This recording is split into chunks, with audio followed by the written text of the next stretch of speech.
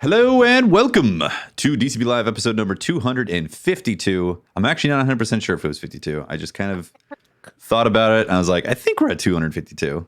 If not... That sounds right. Yes, it's correct. It's correct? Yeah. Okay. Why not? Excellent. It is correct. I don't know. Remains unbroken. Unbroken. Perfect intros for 100 episodes.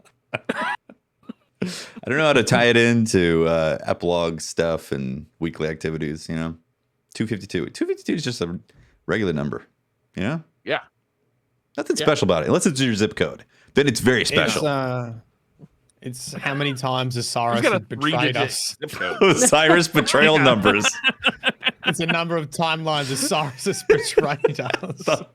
Osiris gathered up all the timelines, and it was 252 of them. And he bent us over on every single one of those. Mm-hmm. That's the law. That's the lore. That's the lore on that. That's the lore on 252. There you go. Mylan's lore on back that. because harpy.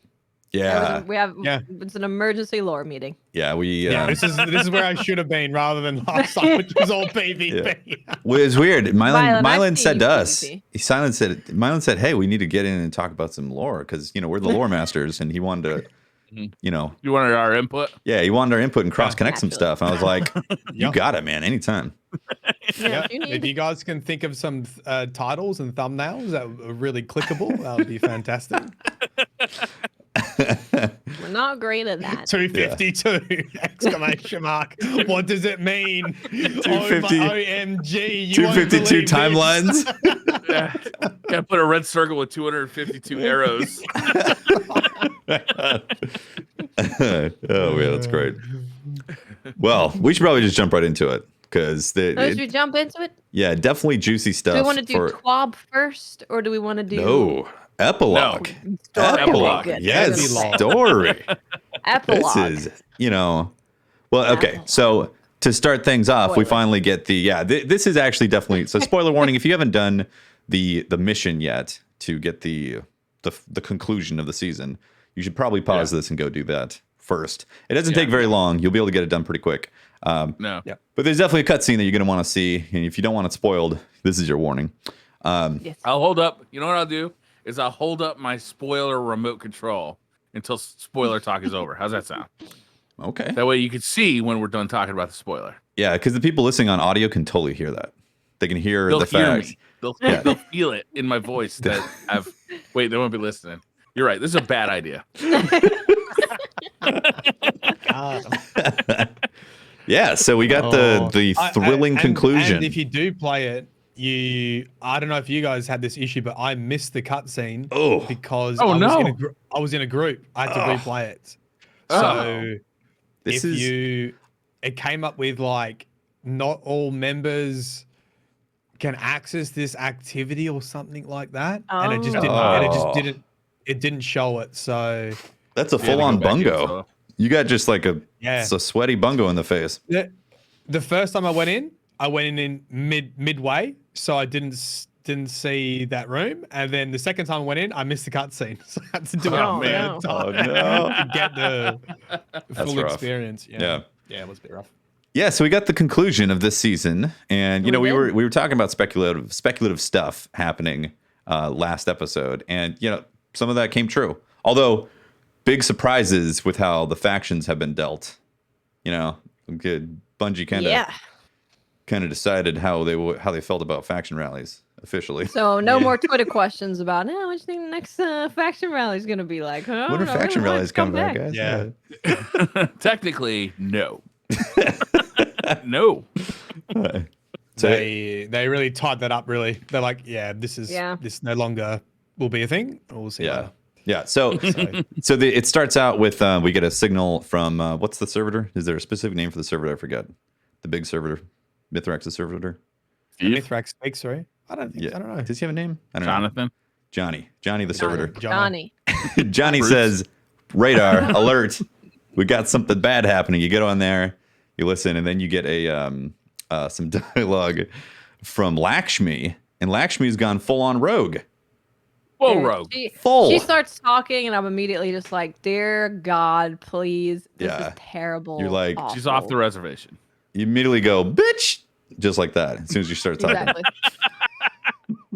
It was exactly that.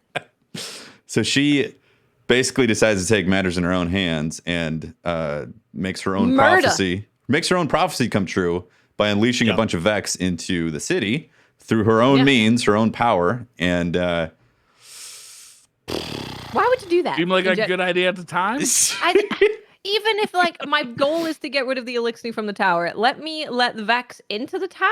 I don't really know where the logic really comes from then. I guess she let them into the elixir quarter. Well, to be fair, I don't think she knew that Vex were going to come in through her thing that she made. I think she was thinking that she was going to banish the elixir. Yeah, she was trying to just throw them into space. Yeah, she was like, let me just rip one right here and chuck you into space.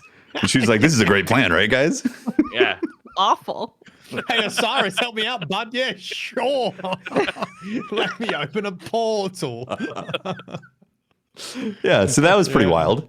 She did that and immediately died, which I don't know how I feel about that, actually. Rip. Yeah, well, I know, like, obviously I'm pissed off at her character and like, yeah, eat it, Lakshmi. But like, it's kind of weird to just write her off that quick. Be like, oh, and then she died from a random goblin. You know, I kind of agree with you because she was a character that people didn't like, but it's good to have bad guys. Yeah, which stick around for longer than one conflict. We'll get to that. You know what I'm saying? I mean, yeah, it would have been maybe nice to have a little mini cutscene there too, like we get at the end with maybe her realizing this was not a good idea and getting KO'd. Yeah, we got full on like graphic detail of Cade dying, you know? Like remember when his jaw was all messed up and they broke his horn and stuff? Like that was cruel. They broke his horn. That was vicious. That was you know? awful. Yeah. I'm still mad about it. Yeah, I was disturbed when I saw that, but I totally wanted to see that happen to Lakshmi. I would be like, yeah, let's see the jaw get broke. Yeah, I agree. It would have been nice to have a cutscene of it actually happening to her. I wonder if there's more story there. Like, I wonder if it was intentional that we only found the body. We don't quite know exactly what happened. Do you think Are you thinking a certain Sussy Baka may have a little subconscious hijacking? Well, I think, there could be more story there with how all that scene went down. Yeah. Because obviously we see Osiris at the end, like, not assisting. Yeah. And we know that he assisted with the portal, so full rogue. Yeah, you know, people are sort of saying, most people feel like, actually, I'm not there yet. You keep going, Tef. We'll get it. All right, so jumping the gun. All right, yeah, no, that's fine. So they just like offed Lakshmi off like that, just boom, didn't even show her on screen or anything like that, which was half joyful and half like, I don't know how I felt about that. I probably would have missed it. I probably would have walked over her body and not even seen it if I sort of wasn't told. Because it sort of goes straight into a battle. Like my first time, I was actually spawned in the middle of the area. I wasn't even building. Yeah. Yeah. I was putting like a progress one, and then everyone's like, "No, go back, restart. Look at the body. Look at the body. Look at the body." Yeah. Yeah. So our final event, you know, we got put into the elixir area. What was that area called again? Where we fought the raid boss? I forget the names. They're blanking on me right now. What's district, something like that? Is that what it is? Something. Yeah, I think so. Yeah. So that was really cool seeing that actually. Like, although I will say after a whole season of doing that activity, I was definitely fatigued of doing that activity again and again and like having the same end boss type of stuff. You know, that's nitpicking at this point for getting to see the end of the epilogue and all that. But yeah, Botsa district. So yeah, you do that. You do basically the last one, the final hurrah, and then you get to see the cutscene that they had. Right? Yeah, Mithrax. I thought the cutscene was great. It was Saint, and that's amazing. Yeah, Saint was there with Mithrax, and they're just like, "Well, I don't know if we could do it." Just like we're strong together. Ikora comes in again like a badass. Right? Nova bombs everything for a second there. She knows how to make an entrance. She does. She's always coming in and blowing up a bunch. She's also cheating too, because she immediately had a super again to pop Nova Warp. I was like, she's a cheater. Yeah, typical Warlock. That's not how it works. I did slightly have a bit of concern that she was Nova bombing the good guys. Yeah, it looked like she was 100%. Nova bombing the elixir. Wait a She's like, let's fix this problem. Like double crossed. That would have been, yeah. That would have been She's a like, cool story beat. I killed Lakshmi, and then That would have been yeah, quite the adventure. I love it when you get to see the tower people actually in action doing stuff. And as cool as the cutscene was, and like, you know, it felt a little bit like they were just standing there. So I will just put that out there. But it was cool seeing them actually get to interact and do stuff. Like you just saw them shooting stuff. Like I want to see that more in the game. You know? Yeah, connection with the people we're sworn to protect would be probably additive, right? Yeah. Yep. Also, Saint forgot how to use a bubble. Apparently, he could have protected all those elixirs. Titans, am I right? Yeah, Titan life. Yeah, Just forgot the button. Yep. Yeah, it was cool seeing him talk with Mithrax too. Like to see that story arc throughout the season. Yeah, get that bond, and then he's like, I want to rewrite the story of how he's looked at with the Elixni as like he's the one helping protect and all that. Like I thought that was really cool, and it definitely made me a little teary-eyed, you know? Yeah, it was emotional for sure. I know the cutscene was pretty short, but you know, you had everyone together. Amanda was there with Chaperone, which it was cool. Like which was great. I like that. Yeah. And everyone coming together. And yeah, I completely agree. Saint's story of him like hating the Elixni and being like, no, we can't be with them, and then coming around and being Mithrax's partner. I love it. Really, really cool. I love it. I wanted to see him like grab hands like that Predator. Yes. Like that Arnold. Predator meme where they're like, oh. True. That would have been really good. Yeah, that was really cool. Like I loved seeing that stuff. Again, I would have liked to see the actual animations and stuff play out a little bit better as opposed to more fan servicey. You know, like all the goblins and Vex had like stormtrooper aim, and they're like having a discussion while they're getting shot at. You know, but like I can forgive that. Yeah. I thought it was. On the first viewing, I was way into it, right? I was like, I was really into it, and I was having a good time with Saint 14 and Mithrax side by side. That just felt right. With the Nova Bomb coming in, it really brought back memories of that like that early Red War campaign. Yeah, where she comes in and does the same thing. Like it was a good cutscene. It was just fun, and it got me hyped up. You know, like. They do a good job of that stuff. I wish there was more cutscenes in the game. Yeah. I mean, I know they're really expensive, so I get it that there's not, but it was really cool. There were so many awesome lines. There was the Fatty Too Cool in chat said where Saint screamed, "You are my people" to Mithrax. Yeah. Oh, that was awesome. There's so many lines where I love was that. Like, oh man, it's too early for it. I'm gonna cry. That's how I felt. I was like, I'm getting emotional right now. And you see Zavala using like a year one Destiny 2 vanilla weapon. Hasn't changed his gun. I'm like, dude, that thing's been vaulted. It's not even to level for these guys. Yeah, he's been using the same gun for 7 years. No wonder why Cora had to step in. He's like, they're not going down. Change your gun, mate. Same armor, same gun. Yeah. Yeah. So that happened. Yeah, and then the big reveal is that Osiris was just watching like a creep off to the side, you know, hoping for a different outcome. At least it seemed like it, right? Did it seem like he wanted a different outcome from what happened? So, I mean, this is where you go into the theory that Osiris is currently possessed by Savathun and is the person in the city, because regardless if you think it's Osiris or not, the law pretty much confirms that Savathun's in the city. Like she's walking among us, and so she could be possessing him or be him, and that's what I've started to look at now for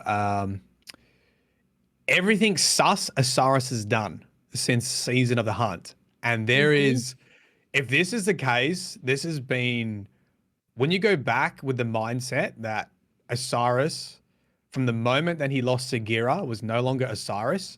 There are so many things that he does that is just really odd. Yeah. And it's just peppered throughout.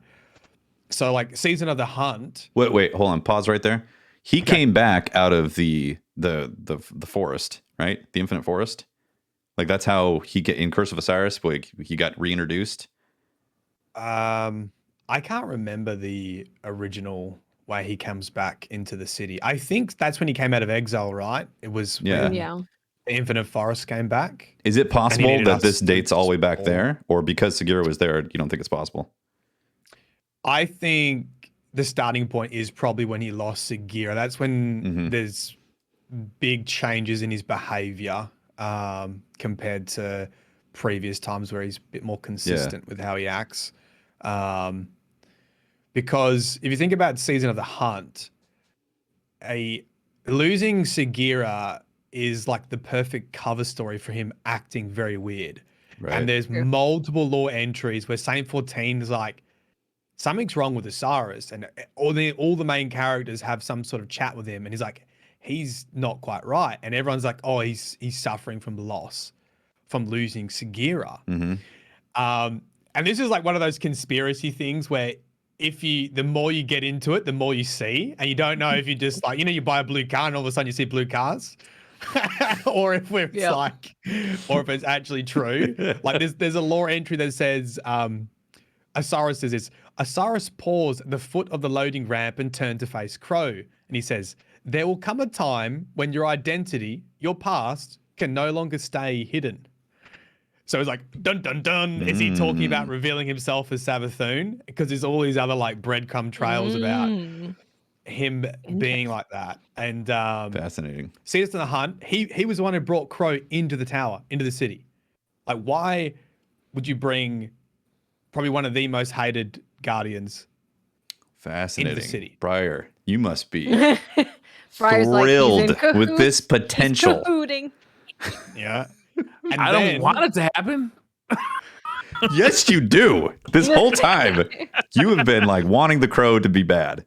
No, I just think he is bad. Get him out. Cut his microphone off. He's not the same. Cut him out. So he brings the Crow in, right? And if you think about this season, it's all about causing infighting with the city. And then if you look at what happened in Crow's storyline in Season of the Hunt, Crow prevents an assassination on Zavala. And if you look at that scene, Osiris gets mad at Crow for preventing the assassination on Zavala. It's like, what? Why would you care that much? Like, he just sort of saved his Zavala. Mask came off, right? Is why he's like, his you can't show your face. Yeah, and it's like, dude, I saved Zavala from an assassination attempt that potentially would kick off a war with the Cabal. Why is Osiris mad about this? And then he like, if you go back, it's all in-game cutscenes. Oh, sorry, I'm flipping between Season of Hunt and Chosen. So it goes into Season of the Chosen too, right? So now we're sort of moving into Season of the Chosen. And he just keeps like flip-flopping sides. Like, Saladin didn't want the truce with the Cabal. He's like, nah, we should be attacking. We should be, we shouldn't do this like truce with Kaido. It's all this bad idea. That's the man that never fights. Yeah, good one, Saladin. How did the Iron Lords work out last time for you? And Osiris is like supports him one time, and then he's like doesn't support him the next time. He's like, nah, you're wrong now. And then there's a lore entry where he sort of starts planting all this information about, oh, maybe Zavala was behind the assassination and stuff. And he's like, what? So there's lots of like inconsistencies with his behavior that starts to build from Season of the Hunt, continues into Season of the Chosen, and then of course in like this season there's been a bunch of just really odd sayings. Like when we killed Courier Blade Transform, he's like, I'll never underestimate you again, or something like that. You're like, huh? What are you threatening me for? Why are you threatening me for? Wow. Yeah. In the Presage mission, Osiris takes the Crown of Sorrow which was a trap by Savathun, and like brings it to the tower for some reason. That was very weird as well. And then obviously in the very final lore entry for this season, we get the funeral, which is just after this event. So they have a big funeral for everyone who died, fallen and humans wise, and they come together. And Saint says that he needs to go find, or someone tells him he needs to go find your lost phoenix, because Osiris has disappeared obviously from the tower, and that's why Korra's saying just come back to clear your name sort of deal. But most of it seems to point, unless Osiris has done like 2000 IQ, and he, a bit like time travel, he knew he couldn't intervene because it might change the events that was going to happen, or he knew that he had to leave for some reason. That's the only sort of way to sort of get Osiris out of this your Savathun predicament, is like for him to bring up some I saw the future, a bit like how he talks about predictions. He's like, if you tell someone a future prediction, it changes your timeline basically. So that's why he always left riddles about what could happen. It's similar to like Lakshmi sort of made her prediction come true. So unless he has some other insight into what's happening in Savathun, and this is some like grand plan where he just looks really guilty, he's pretty guilty. He's looking pretty guilty. The writing is on the wall. Pretty bad. But he could be alive. He could. I feel like we're going down the point of we could rescue him, and this has been like a phony Osiris in the tower. Oh, interesting. Yeah. Little Harry Potter, Mad Eye Moody. Yep. Because Savathun almost seems sympathetic in the lore entry where she's in the city. It's really odd that she has empathy for people in the city, which is strange. So I wonder whether there is something there with her faking to be Osiris and needing us for something. Man, so fascinating. It definitely feels like he's guilty, and especially with that cutscene, he looked super guilty. Plus, like the camera angle was him, like you looking up, which always implies like him trying to take power, or that angle is implied power grab type of thing. And like from the shadows, power grab from the shadows, scheming. Yeah. 100% looks like he was scheming, but it's possible that he's just controlled by Savathun, like what was he called before? I forget. I know him as the Crow now. Uldren, yeah, Prince Uldren. Sorry. Uldren was possessed, but still did bad things. Yeah. So that was great. That was great to see. And then the other one, which I'm not gonna take credit for this because nearly everyone told me to go check out the Friendly Harpy, which is a really cool story, and I think it's a perfect Easter egg for this scenario, and it was a nice little sort of cherry on top to end the season. So I can talk about that now too if you guys want to. I'd love it. Hear about that was such a cool Harpy. Easter egg. It was, yeah. People were saying in chat, like, have you seen the Friendly Harpy? I'm like, what do you mean, the Friendly Harpy? And it's like, yeah, there's a Friendly Harpy in the area where you're doing the final override. Friendly. Come on, Asher. Asher was a dick. It's funny how everyone's like, oh, I actually loved Asher when he was alive. Like, you're a dick. I always liked him. He has a personality. He was crotchety, angry, always annoyed that we were in his presence at any given time. Grating. Yeah. So yeah, this is where it's hard if you don't have a team. If you have a team and you don't start the encounter, you can go over to the Harpy, who's sort of just on top of one of the buildings, and he's making very pleasant beep boops, and apparently that's Morse code, and it translates to assistant, which is what Ashamir used to always call us when we were doing missions for him. We were called the assistant. If you then look at the equipment around him, around the Harpy, there are assets that look exactly the same, like the little computer that Ashamir used to work on. Yeah, it's great. And then there is a lore entry which has like multiple predictions of the future, and all of them talk about the Vex portal being opened, and sometimes the factions being dismantled, all this kind of stuff. And two of them actually say Asher speaks, which is obviously like super odd because he's part of the vendors that disappeared with the planets, right? And they all sort of got this. They all got a last stand story essentially. Like Sloane got a mech suit of some sort, Ashimir went into the Pyramidion. Brother Vance went into the Infinite Forest. So they all sort of had their stories sort of tied up, and we assume them dead. But there are two futures here that say that Asher speaks. So those three things together is probably enough to say that this harpy is somehow linked to Ashimir, and that. But there's even more, and this is a part that I really liked going down, which was we have previous example. Because I guess the question is he the harpy, or is he speaking through the harpy? Does this mean that? Yeah, that's my main question. Like, was he transferred into a harpy? His consciousness? Right. So the way that I tried to answer this is and once again, I completely forgot about this mission. There was a mission called Oh Captain, another mission called My Captain. I remember that. Yep. Oh Captain, My Captain. Yep. And you meet a friendly harpy on Nessus. Oh right. On Nessus. Yeah.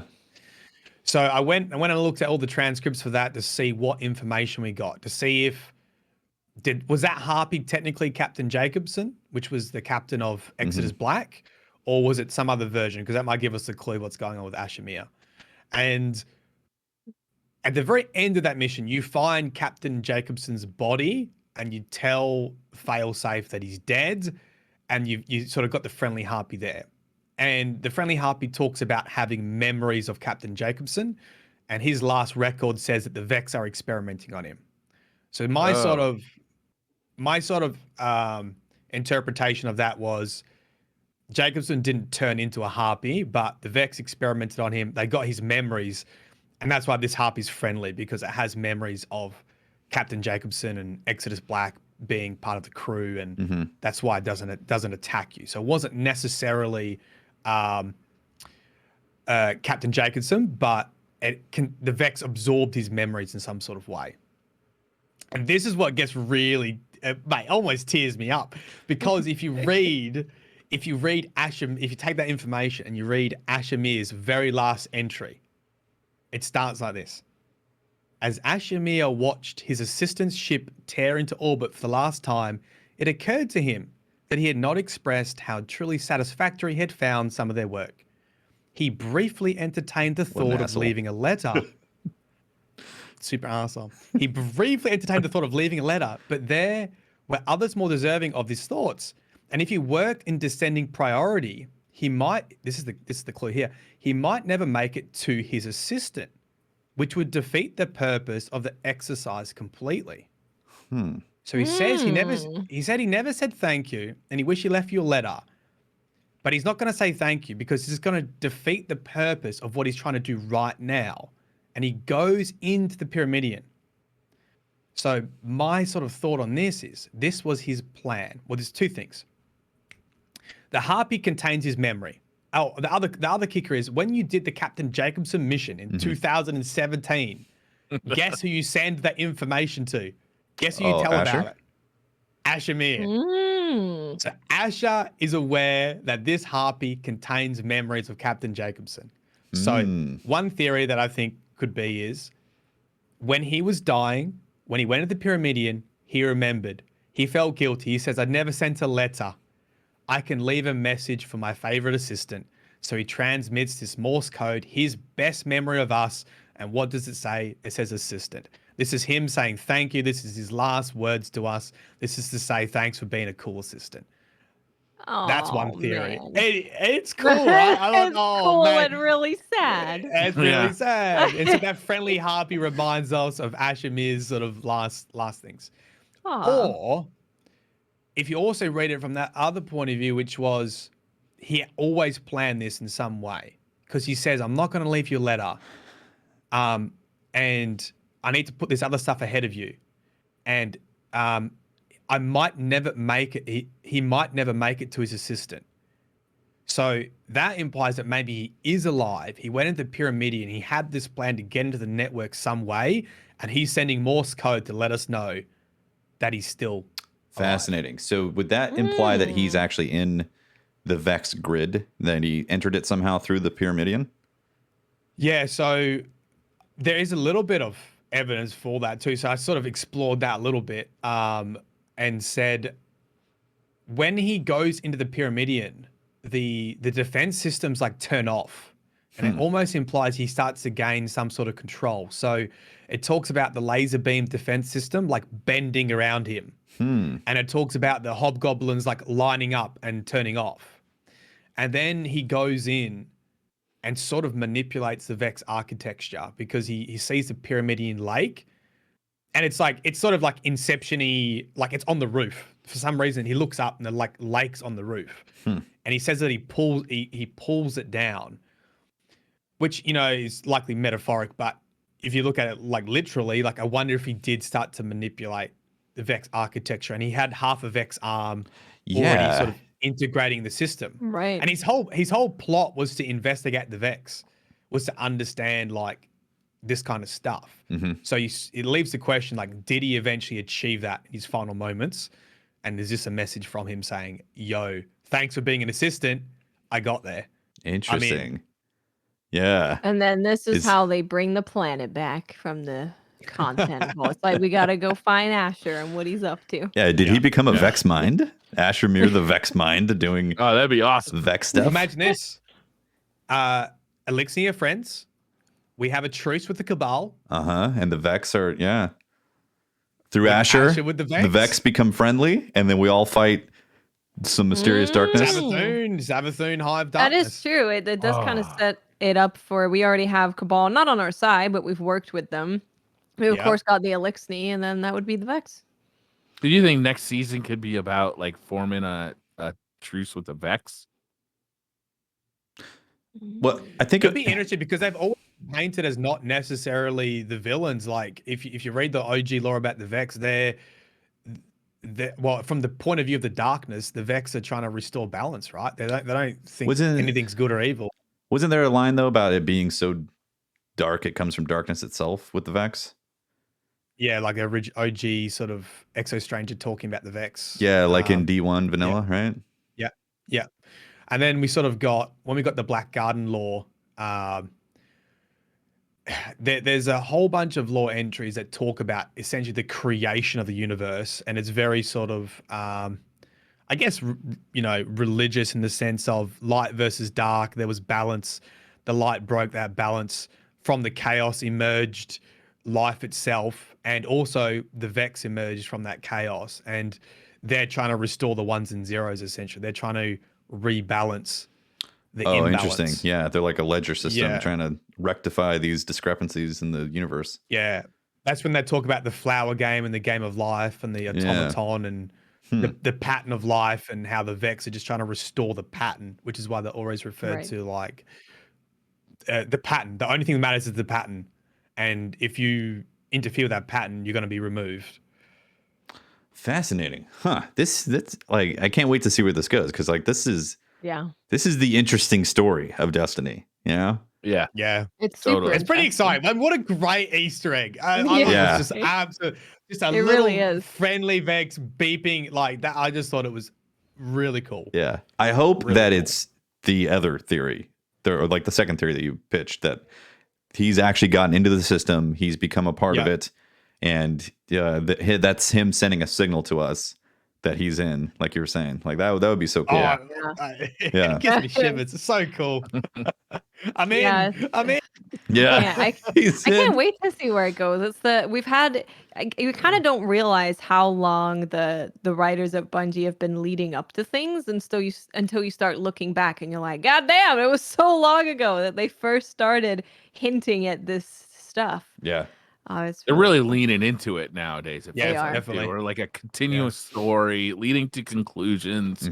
Whereas for so long, it seemed like they were in that Lost TV show sequence where they continue to ask questions but never answered any of them. Yeah, it's true. Yeah, we definitely begin and if answers. they do this thing with Osiris, then they've been, whenever they reveal that, I think at the very least, the last 3 seasons have been all dropping hints about Osiris. Whatever they do with his character, and that shows like some really cool storytelling and improvement from what they've previously done. Well, I guess the question then is, are they going to directly jump into that story with the next season, or are we going to jump to something else and put that on the back burner for a while? Yeah, that's like, are we at that? Are we at Savathun yet, or is this going to be like the fight. It's got to be the final build up for Savathun. So maybe we'll continue to see Osiris. You would think Witch Queen would be Savathun, right? Yeah.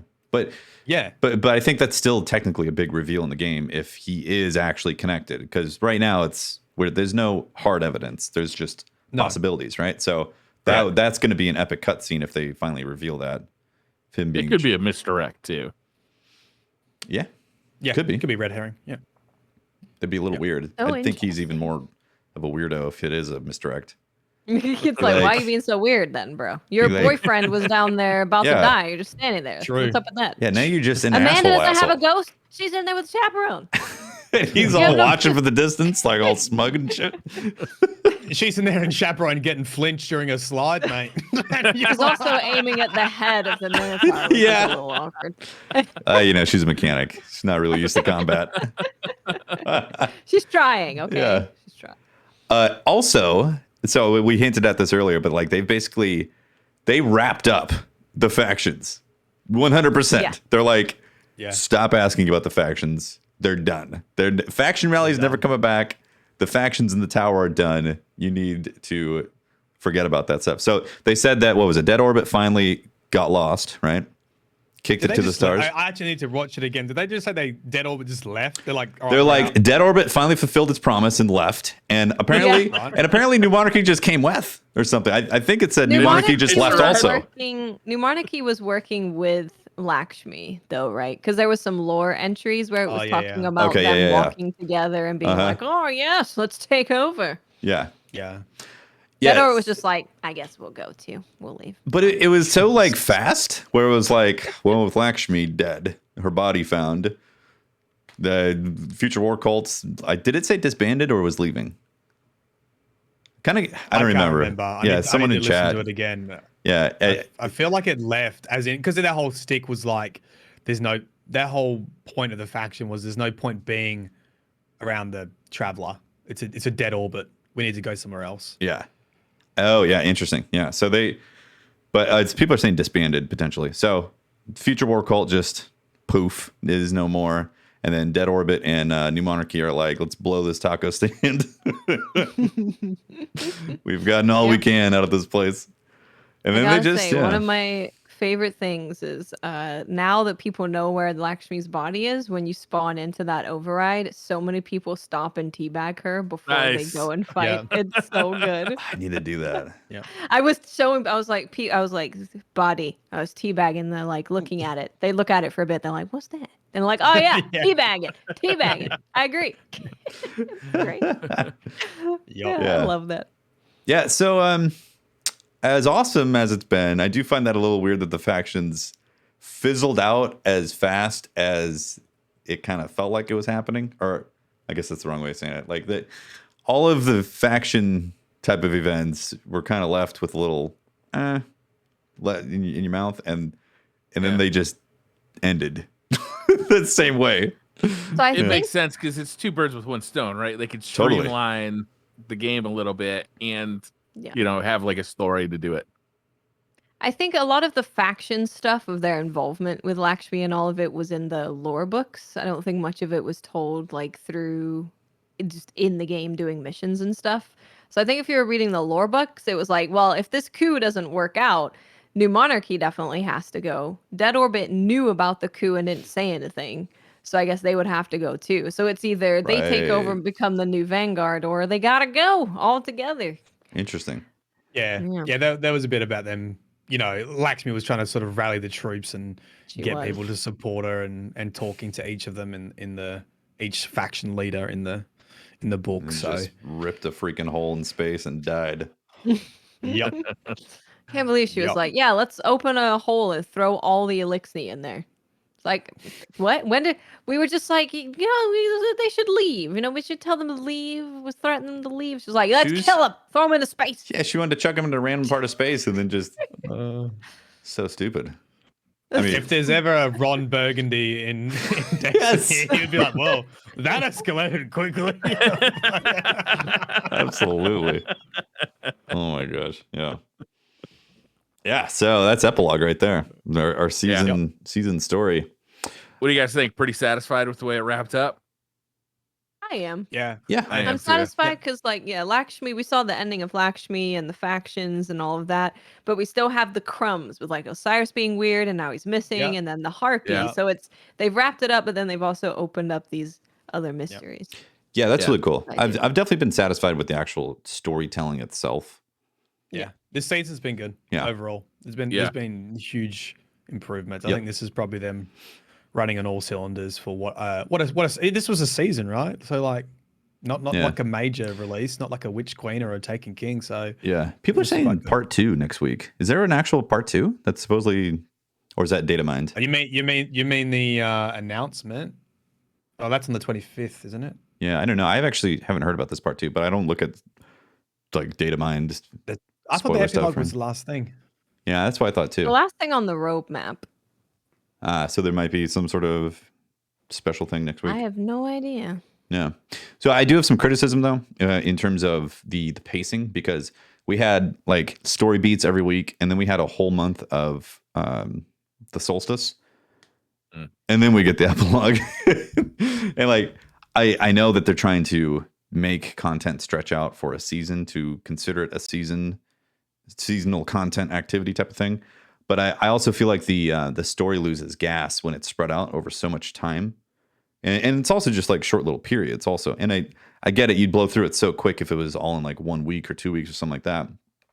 But I also feel like it's kind of damaging to the story, like the actual pacing, because a lot of people can just drop off and not come back to that until like 6 months later or something like that. And they might miss it completely.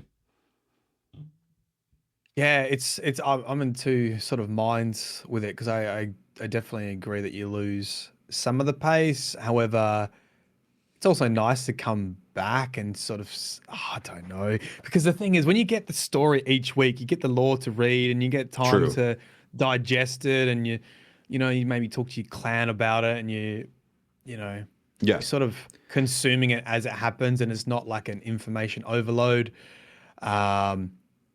But then you lose, obviously, like if you look at my challenges that I completed, you can see when I stopped playing, maybe like week 5, week 6, I went from completing everything to like, not completing everything. Yeah. And I was so sort of, but then I have to say, well, I still played it for 5-6 weeks, like pretty solidly, which is, good. Then it fell off for a little bit. And then, I came back in and really was excited for the epilogue. And I think there's always ways I can improve the finish, but I think it's a pretty strong finish to an overall pretty strong season. Yeah. The actual story, I have no qualms with what we're getting on that. I think that was great, what they delivered in terms of story and all that. Yeah, I hear you. From a content perspective, it is great to dig in each week and kind of peel back the layers. I think if I was not on a podcast and I was just a single player and I barely played with friends in the game, you would lose touch. Yeah, I feel like I would miss so much of awesome storytelling that could be happening, because I just would lose interest, And I think one of the issues I had is actually doing on secondary characters. So because I had cutscenes bug out, I went to play my other characters, which hadn't done the season.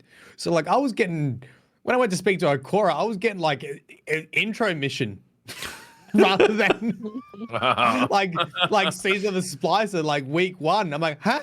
No, tell me about Future War Cult and Dead Orbit. I had a thing where I was playing with Mav, who was on like current story, and I got on my Warlock to try and get some exotics and stuff, and she hasn't done anything. She doesn't have Beyond Light done, just absolute 0 things. So it's like you have Saint and Osiris and Mithrax talking to each other in the corner about some stuff, and Mav's on the current story, and I'm like, listen, this is where it started. It's fine. Just ignore them. It's okay. It was very strange That's to have funny. both at the same time. Yeah. I think that's something they need to look at, is because this season's great, right? So let's imagine a couple seasons ahead. How do people go back and actually consume this season again? And what does that feel like?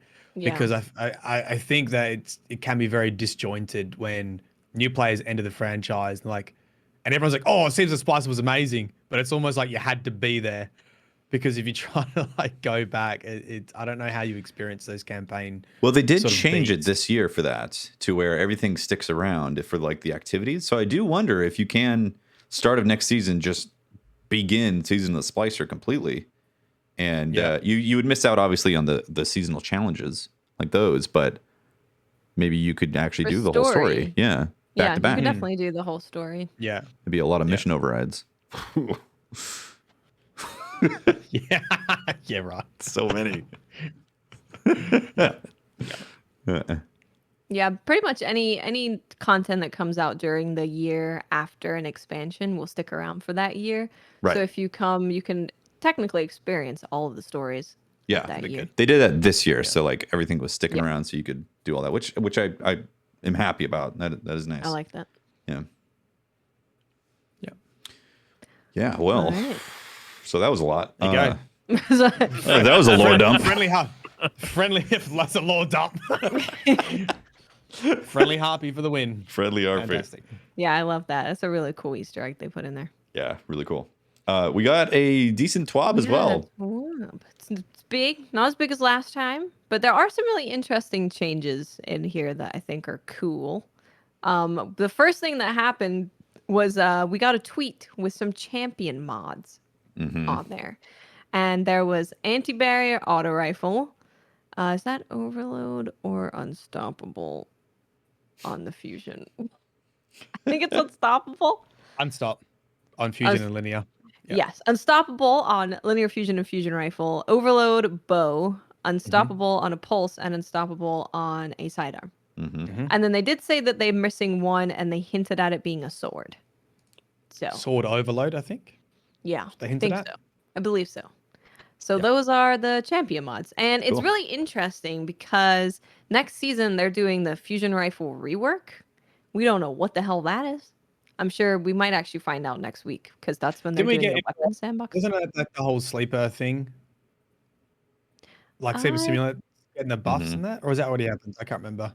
I think that already it might be happening again, but fusion rifles are getting like an actual rework. They're changing the way that the fundamentals of how it works. Yeah. I wonder if we speculated it might go back to projectile instead of being hit scan, because them being hit scan has been a problem in the Crucible for all of Destiny 2.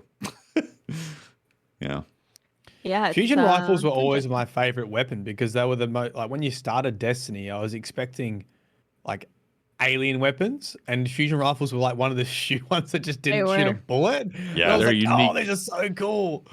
Yeah. Yep. Agreed. Yeah. Yeah. So it's interesting because obviously there's a focus here on fusion rifles. So it's going to be interesting to see what that rework is. Who knows? Yeah, I have no idea. And then, so this is the weapons, not the weapons, the armor tuning. Exotic armor. TWAB. Yeah. So we have weapons next week, but this is armor. So the first thing, which is not about armor, but it kind of makes sense with armor, is that they're changing controller sensitivity and traction, which is what people have wanted for a very long time. So you will no longer have to have a mod in order to have traction on your character. It's going to be a selectable thing in the options. So they're adding a sprint turn speed scalar option, which allowed values 0.3 to 0.8 and remove the traction mod because of that. So you can kind of fine tune how much traction you want, which I like because I don't love the traction mod. It feels a bit too much for me, but there could be somewhere that's a sweet spot in there that feels good. That's good. Yeah. They've also added additional controller sensitivity options. So 1 through 10 is going to feel exactly the same, but then it's also going to go from 11 to 20. Wow. So you can goes to 11? 11 to Couldn't 20? you just make 10 higher? No, but then you can't say I've cranked it to 11, mate. That's like Call of Duty. Call of Duty goes 1 to 20, right? Or at least it has in the past. Oh, does it? Last time I checked, which was years ago. They also added an ADS sensitivity modifier, and that goes from 0.5 to 1.5. And this is awesome because a big reason that I don't have my sensitivity really high is because it messes with my ADS sensitivity, and then I can't hit a goddamn thing. It's impossible. Right. Yeah. So this way you can have, you can turn really fast, but you can have your ADS speed what it is right now. That's a nice change. Very nice. Really nice. So you could have fast sensitivity and then slow it down when you're in ADS separately. I like that a lot. That setting's been in there for the mouse since they launched with mouse and keyboard support. So it's nice to see that's finally coming to a controller. Yeah, it's awesome. I'm excited for that. That's good. The next thing that they're talking about is just super regenerating exotics in general.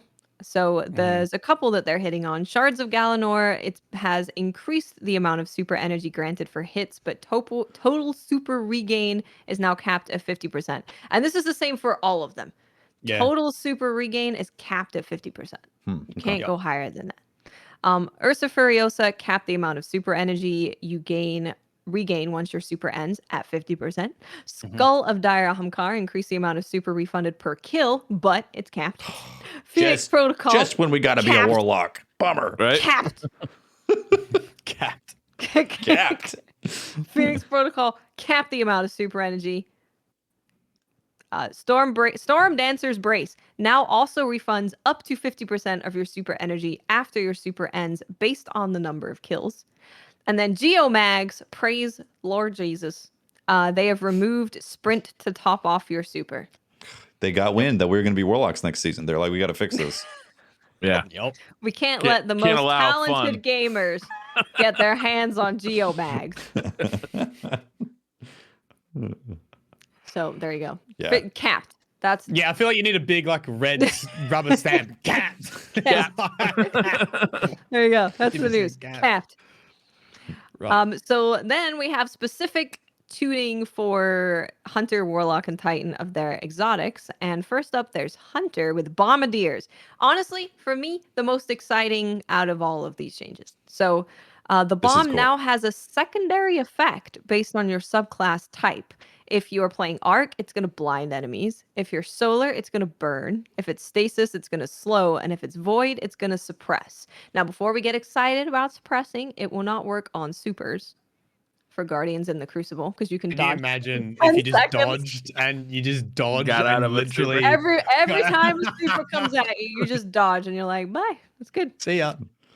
But this is really cool because even though it doesn't take them out of super, you can dodge and stop them from being able to activate their super. They can't jump, they can't use their melee, they can't they're charged melee, they can't throw a grenade.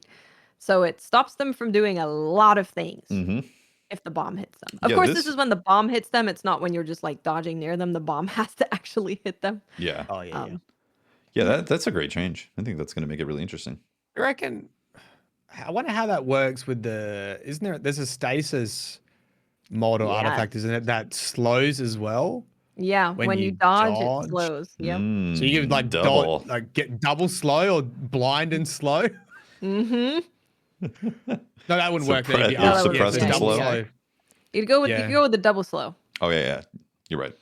You gotta be on stasis. So when Stasis first came out, I tried Bombardiers because I was like, the issue is that the bomb takes a little while to activate and a lot of the time does not hit people. So I was like, oh, I can dodge and slow them and then the bomb will hit them. And it definitely makes it to where the bomb hits them pretty much every time. So I'm interested to see. I think this is going to be really fun to play around with. And if you get good at placing the bomb, it's going to be really fun. Mm-hmm. Will double slow freeze them? I don't know anymore. Dodge and then they get hit by the bomb. Will they freeze? So it depends how much of a slow the bomb is, but I don't. I hope not, because I think if you could just dodge to freeze people, that's probably going to be okay. I don't think it will. Considering that I've dodged and thrown 2 shurikens at people and it does not freeze them, I'm gonna guess no. Right. Yeah, I don't think they want that. The Hunter kind of got a lot of their freeze just chopped. Next we have Graviton Forfeit. Increase the bonus invisibility duration. The melee regeneration speed now increases based on the number of enemies near you. And while you are invisible, your recovery is greatly increased and your weapons reload more quickly. Cool. This is going to replace my Omnioculus, I reckon. Like the increased bonus invisibility. And your melee is just going to regen real quick if you need enemies. So you're probably going to have infinite smoke bombs. Smokes, for going invisible. Yeah. Yep. Cool. Yeah, and that you get more recovery fun. too. Yeah, there's going to be a really strong PvE. Yeah, that sounds pretty good. I'd like to use that. Next we have Lucky Pants. Added intrinsic hand cannon holster mod. Replaced previous functionality with the following. because they're bringing in new mods. They're bringing in like a hand cannon holster mod, a shotgun holster mod, where basically if you have that mod on, it will reload your stowed weapons. So that's a thing. When you ready a fully loaded hand cannon that deals kinetic damage or damage matching your subclass energy type, for a short time, each hit against a combatant from that hand cannon increases the damage of the next shot. Okay. What? And Yeah. so if your hand cannon is fully loaded, that deals kinetic damage or matches your subclass. So let's just say kinetic damage for now. So it's just a kinetic basic hand cannon, right? Doesn't have any energy associated with it. Basic bitch hand cannon. For a short time, each hit against a combatant from that hand cannon increases the damage of the next shot. Well, only for a short time after you pull it out. Yes. Correct. Okay. Pretty situational. And by the way, it does not work in PvP. They've already said that it's not going to be a thing in PvP. And also, Hawkmoon will not be able to one-shot raid bosses if you use it with Lucky Pants. But it could be fun. Yeah. So it's got to be fully loaded, and you have to ready it. So it already has to be. Yeah, it's a window. In your holster. Short window where it's going to work for you. Right. At least it does. When I first read that, I thought, oh my god, that's going to be super strong, but it's got to. Are exotics getting a little bit fussy, or is it just me? Power creep, my friend. Power creep. You got to do weird stuff. If it's a Tuesday and you've done your math homework, the exotic will. It's the same thing in League of Legends, man. The like passive used to be like on your third hit, you do more damage. Now it's a freaking novel. That's just the way it goes. And it's exactly that. On a Tuesday, after you've done your homework, you do increased damage for 4 seconds, only when you're on fire. But at least it does have the intrinsic hand cannon holster mod. So it will be reloading your stowed hand cannon. So you should be able to switch to it and make use of it. It's cool. It could be cool. Yeah. Next we have Titan. We're all Titan mains and know exactly what all of these things already do and can explain it perfectly. Precious Scars will now also create a burst of healing and bonus recovery around you whenever you kill an enemy with a weapon whose damage type matches your subclass type. This is so good. That sounds great. Devour Warlock on Titan now. Yeah. Sounds decent. That sounds annoying. You're like, there he goes. He's healing again. I'm thinking that's going to be really good PvE too. That's Devour Warlock with an exotic. Next we have Icefall Mantle. Removed the slower class ability recharge scaler. So it looks like they just removed the negative side of Icefall Mantle. Mm-hmm. Yeah. Cool. Which we know what that does. Next, Warlock. Well, it doesn't do it anymore. So I guess. Yeah, it doesn't remove the slower class ability recharge scaler. Exactly. Warlock. We've got Verity's Bro. Verity's I'm now saying bro. Yep. I'm gonna say bro. Varsity Bro. Change to trigger when you get a weapon kill that matches your subclass energy type. Increase grenade damage bonus to 20% per stack, up from 10% per stack. So you're gonna do deeps with grenades, is what I'm reading. Mm-hmm. Next, we have the Stag. Grants damage reduction to allied guardians standing in your rifts. 25% against combatants, 15% against players. Interesting. That's pretty cool, huh? Hmm. That's gonna be great in PvE. Yeah. Yeah, you throw down your rift. Also, when they die, they put down a rift. So the Warlock dies, get another rift down, you get damage reduction and the heal from the rift. Will you rock that next season? Maybe. I might. Yeah. I don't plan on dying. I don't plan on dying ever, so it's not going to be very useful for me because I'm not going to just drop a pool. I mean, if you don't want to die, you get the 25%. You're a Warlock, I'm definitely going to push you off of stuff. So I'm going to be allergic to all ledges. I will never go near any ledge as a Warlock. Stop 10 feet away from everything. Be like, that's as far as I go. Not for me, boys. There's an edge over there. Can't go near it. Sorry. You're going to have to pull me through. I got my floofs on. Not going over there. Then we have Prometheum Spur. has additional functionality. While standing in a rift, solar weapon kills give you class ability energy. When your class ability energy is full, solar weapon kills consume that energy and spawn a combination healing and powering rift at the target's location. Interesting. Huh. Interesting. Wow. Sudden piss. Piss it everywhere. Sudden pool syndrome. Tefty will be embracing fully his golden shower that he loves so much. Being a solar Warlock main. That seems pretty good too. We're gonna have to put down some plastic. Yeah, that's actually pretty interesting. That's it for the exotics. I actually really like the idea of Warlock. Not Warlock. I like the idea of Warlocks. You like the idea of Warlocks? Full stop. Maybe. I like the idea of exotics having different effects based on the subclass you're using. Because, like, I could use Bombardiers and be that is really cool. I like that. Yeah. And it's super different to how you'd play it if you're an Arc subclass. So I get to have different ways of playing just by switching my subclass and using the same exotic. Yeah, I actually hope they embrace more of that in the future for a lot more exotics. I get that some exotics are technically elemental based. Like you got to be, like Geomags for the Chaos Breach and all that. But it'd be cool if they did embrace that even more so. And I love to see that actually in exotic weapons too. Yeah. Further push that osmosis League of Legends thing of conditions. Okay, that's true. Yeah, you have to read that. If you're running stasis and you got a scout rifle and you're this much height off the ground, Yeah. It's I'm excited for Bombardiers, which I'll get to use in about 2 years. I'm excited for it. Yeah, great. We'll know if Osiris is bad or not. And then cool. Maybe then I'll have an extra subclass added to my boots and they'll do something else. Like poison people. Stank. Stank class. What's the Bombardiers? I've already got that one on my boots. Yeah, what's the Bombardiers gonna do with the stank class? Releases a disgusting smell. True. Next, we have scavengers and other crap. So they're talking about special ammo, essentially. So Ammo Finder, which is, of course, the mod that you put on your helmet, now have an increased chance to spawn ammo on kills with primary weapons and a further increased chance with exotic primaries. Nice. I hope that works. Like seriously, because the ammo economy always seems bugged at various times. Whenever you play the game, you're like, oh, this ammo economy, it's just not dropping bricks for me. And then like you'll get a bunch of them and then there won't be any. So I really hope that you can see it with this. Be like, if you're getting kinetic kills, you start seeing those green bricks drop more often. Yep. Let's hope so.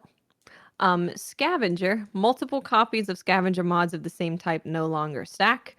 I don't think this makes much of a difference, to be honest with you. I think it's or if Ammo Finder is working like it should do, then you shouldn't need multiple scavs, right? Yeah, exactly. And is Scavenger the problem in PvP? Is that the one? Yeah. And they're making it so it's only so you only get one shotgun shell. It's still gonna not make much of a difference, I think. If you just put one scavenger mod on your boots, you're getting plenty of ammo to just run around with a special the whole time. You don't even need more than one. Yeah. So they might have to do a bit more there, but we'll see. And then there's a new mod, Holster. This is a new type of leg armor mod that will gradually reload stowed weapons of the matching type over time. Now, it is worth noting that they do not have it for rocket launchers, breech-loaded grenade launchers, or bows. Thank God. I don't want grenades. Just put them away. The grenade launchers, just stop it. It's also not going to work for Ariana's Vow, interestingly. Because, I guess its catalyst does that, right? Right. So, okay, I hear you on the grenade launchers, but outside of PvP, when you have that for PvE, it's really effective and useful. Yeah, they probably don't want that either. They want. Yeah, I think they just want to make sure they don't make auto-loading redundant, I guess. I would just put rocket launcher on your boots and grenade launcher on your boots, and you'll just switch back and forth, and you won't need to reload. And then they're like, "Oh, look, people aren't reloading again. Wonder why that is." Yeah. This is interesting. It's basically like you don't need auto loading on those guns. I guess you probably wouldn't. Shotguns you would have it on. So shotguns and sniper rifles. like sort of changes it now, because you could potentially put the mod on your boots, and you could, rather than using auto loading, you could have a different perk True. in that slot. Yeah. Depends how quickly it comes back, I guess. Yeah, because True. they say it's slow, right? And if you stack it, it increases the amount that gets generated. Isn't that like reconstruction? Is that what reconstruction does? Yeah, Slowly right. rebuilds it. Deep Sand Crypt. Yep. Yep, that is correct. Yeah. So we're getting a new mod. Next, War Mine Cells. Mm-hmm. So, base War Mine Cells. Reduced radius of the explosion, effect range of War Mine Cells from 10 to 6 meters. Reduced damage of the explosion of War Mine Cells, previously 200 to 400, now 50 to 250. Oof. Quite a big Wow. chop. Yeah. Just cutting them balls. Chopping them. Hey, at least they still work, you know? Just maybe only on, like, Thrall. That are You can really clear close to you. Thrall really well. Yeah. They Obviously, I know to be it fair, needed to they've be been done. super powerful. Like every time Yeah. you run a build like that and you get them, like they destroy everything on the map. Yeah. Global Reach. Increase the mod cost of Global Reach to 3 and reduce the amount of radius increase from 20 meters to 10 meters. Okay. Seems more reasonable, I guess. Cellular Suppression. Reduce the duration of the suppressing effect when using cellular suppression from 3 seconds to 2 seconds. It's not that bad. Okay. Wrath of Rasputin. Reduced bonus solar damage, previously 100 to 200, and now it's 25 to 100. Wow. Quite the big nerf. Big nerfs. You think they're just gonna like this is the first step to them just getting rid of the War Mine cells? Well, if they do that, they're going to piss off a lot of people because it's like a lot of people have War Mine Cell builds built around stuff. Oh, they don't like to do that. You're right. Yeah, my bad. You're absolutely right. I think they're fine with keeping them. They just want it to be like a trash mob clearing thing more than a kill everything kind of thing. Everything dies in said room. Yeah, super level clearing type of stuff. Or at least to bring up the other mods, because you know sometimes it's hard to justify using elemental wells when you've got War Mine cells. Right. Well, my thought is that they're going to start bringing in more stuff like this, because once you've figured it out and War Mine cells are actually really functional and powerful, like you start using that a lot in your builds. But that also means that you start only looking for War Mine cell specific builds. So it kind of creates a double-edged sword right there. So maybe what they want to do is introduce more options along these lines, not directly linked to War Mine cells, but something else. Stank cells, you know, busting gas every time you bust one of those balls from Savathun. And that's, speaking of elemental wells, they're changing 2 mods. So elemental armaments now has an increased chance to spawn an elemental well based on the tier of enemy defeated. And Font of Might's base duration has been increased to 10 seconds and increased the damage bonus provided from 10% to 25%. Essentially just makes your weapon do more damage. And it's getting a pretty decent buff. Yeah. Cool. I'll be honest, and I've only ever used one elemental well mod, and it's one that makes you charge with light after you get a kill, after using your ability or something like that. It's a really easy way to get charged with light. But apart from that, I've like hardly ever look at them. So I need to go look at them. I've used one that if you're on a hunter or any class, but if you use your class ability and then you get a kill, it spawns an elemental well, and then when you pick it up, it gives you damage reduction. Oh, so it's a way to be a little bit more tanky, and it's pretty easy to make them too. Yeah. You guys ready for some Iron Banner news? It's actually good news though for Iron Banner. It's good news. Yeah. There's 2 new weapons, and these are new. These aren't like ones that are coming back. These are new. But it's a sidearm. So is it really new? Sidearm looks really cool. Yeah. Sidearms are amazing. Forge's Pledge Pulse Rifle and Peace Bond sidearm. Peace Bond. Bond. Oh, it does look a bit like a little PP9 or something, doesn't it? Yeah, it does a little bit. It is quite a small sidearm. Yeah. Quite tiny. And they're also giving us brand new Iron Banner armor. Not reprised, not remade. It is I like new it. armor. So horny. I like it a lot. Horny looking. I really do. there's something about it that aesthetically just I really do dig it. Well, you should only be looking at the Warlock one, Briar. So true. He's got Actually, some it's the Titan Mandalorian one that I vibes think I going like on, the though. best. Mandalorian vibes, yeah, I definitely feel that. It says that they pulled from the depths of forgotten seas, so I guess it's like a barnacle theme. Barnacle pirate type of stuff. Okay. Yeah. Yeah. Yeah, I think it's cool actually. I'd be interested in Got collecting a little some of bit that like a Middle Eastern vibe to me, like a Persian army kind of thing. Prince of Persian Pirates edition. There you go, Persian pirates. And then also interestingly with this armor, so starting next season, they're introducing the Iron Lord's Pride intrinsic perk through this set. So wearing a piece of this armor grants a small chance of an enhancement prism dropping at the end of an Iron Banner match. Each additional piece worn increases the chance, capping at 4 pieces total. I like that. That's cool. Yeah, it's like a way just to get more enhancement prisms if you need them. Gives you a reason to switch to your Iron Banner armor. Yeah. Yeah. Nice. I like that. Yeah, that's nice fascinating. little rinky dink. Yeah. And that is pretty much it, besides bug fixes and movie of the week and all that good stuff. That's it. That's it. A pretty hefty swab. Hardly a thing to talk about in there. My gosh. Yeah. And it does say at the end, it says, not to mention, we're going to be talking about the fusion rifle changes next week. Oh, is that coming next week? That's good. Next week. Oh, nice. Yeah. That'll be interesting. I'm very curious about that. You know? Because it's been a discussion on the sandbox for quite some time in Destiny 2. And it is weird that they changed it from how it was in D1. So I'm curious if it's going to get reverted back or if there's going to be a new twist on it. Don't know. Yeah, I don't know. Very interesting. Cool. Is it time for Twitter questions, Briar? Yeah, I can do some Twitter questions. I unfortunately, due to a flat tire, I didn't have time to organize the Twitter questions this week, so I'm just going to be reading them. Shame. All right. Really more eating Briar comments then. Yeah, in the order of Twitter feeding them to me. Briar, you're not allowed to have flat tires. I'm sorry, man. Unacceptable. I agree.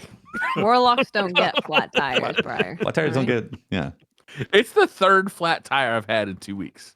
Isn't that weird? 1 on my car and 2 on my bicycle. You getting snipped slashed? some of your beard hair recently? Maybe put it on a doll with pins. Oh, you think somebody's giving me the bad juju? They have a Give me the voodoo doll. they got like a 1/8 scale Mustang or something. They're slashing the tire.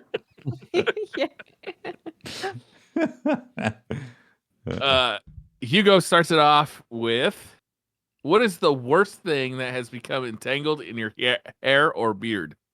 Ugh, good Lord.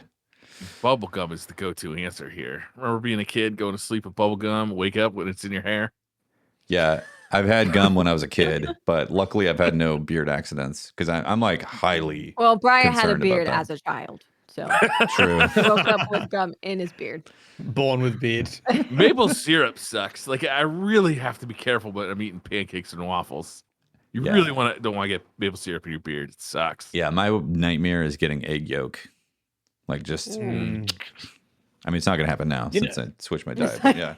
But yeah, no one tells you how hard it is to eat like an ice cream cone when you get a beard. You have to have like a specific plan of attack of how you, like give it like a top down and over the top. It's like chunk. Yeah, anything with a high amount of drip factor, like you are suddenly hyper aware of how you're eating this thing. Yeah. And I mention arm hair because that's honestly the most annoying. When you get like a nice watch or a nice bracelet and you're like catching the arm hair constantly. Oh yes. Yeah, that's rough. Yes. Now I can't wear it. Lovely.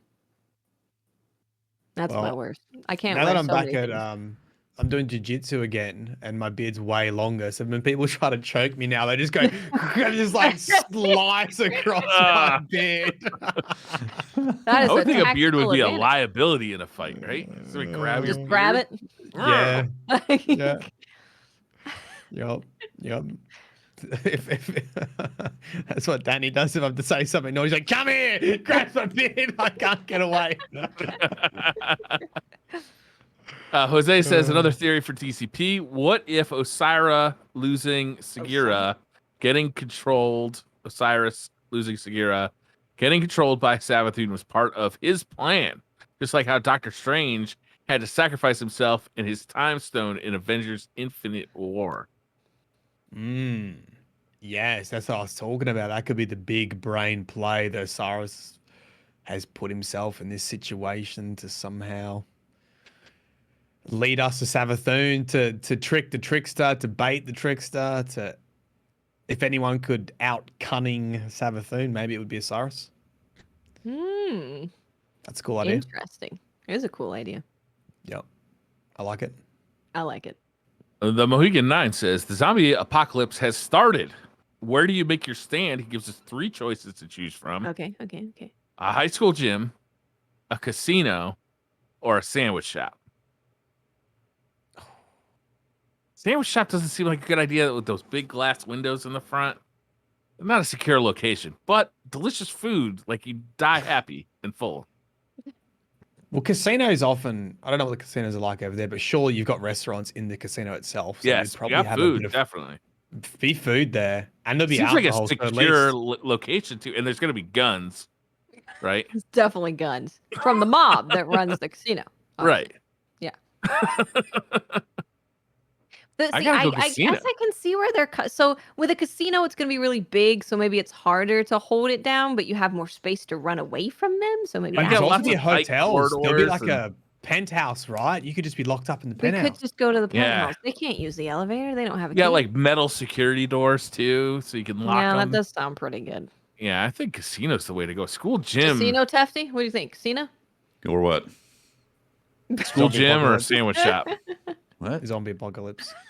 Zombie apocalypse. Right. I'm gonna go with Leave it. I'm gonna go with Waffle House. Blink148 says, I don't know about y'all, but the cutscene narrative of Epilogue was great. However, it's much better to be primarily involved in the fight. Y'all feel they didn't have the time to make a mission where we are physically with the Fallen, or didn't want to?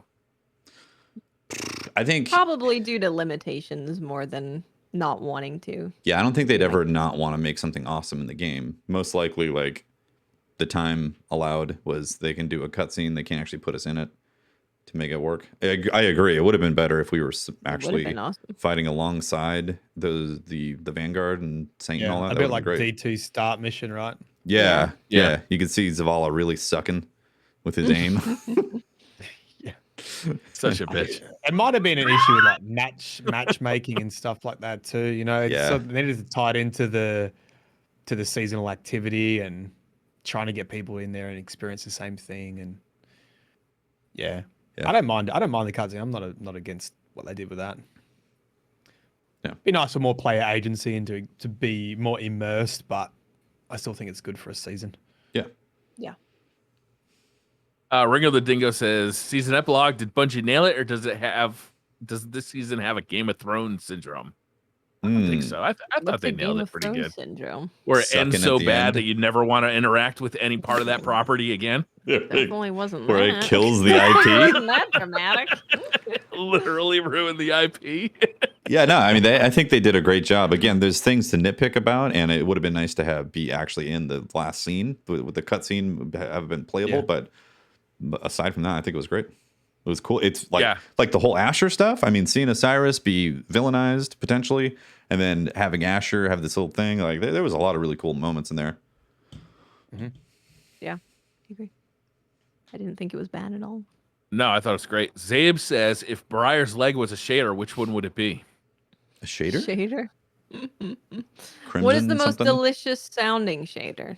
Is there one that's got something to do with meats or hunger or thirst? I'm just gonna move on. Like, is there like a chocolate shader? You have an assignment to give us a delicious sounding shader that is Briar's leg. Mad Geek says, for Mylan, Australia is known for exotic animals and food. Have you ever eaten any of the following? I'm going to give you a few animals, I think. Sand monitor. Is that a snake? No. What is that? No, I think that's like a goanna, right? The hell's a goanna? What's a goanna? Like a big lizard. Oh, okay. Ooh. Oh, right. Okay. Monitor. I got it. Like a desert lizard. Yeah. Salamander. Kangaroo. Yes, kangaroo is really nice. It's needs to be cooked properly. It's very, I don't know, gamey, If that's the right word, you know, when you have. It's the right. I assume it would be like eating deer and stuff. It's got a wild taste to it. Yeah. Wow.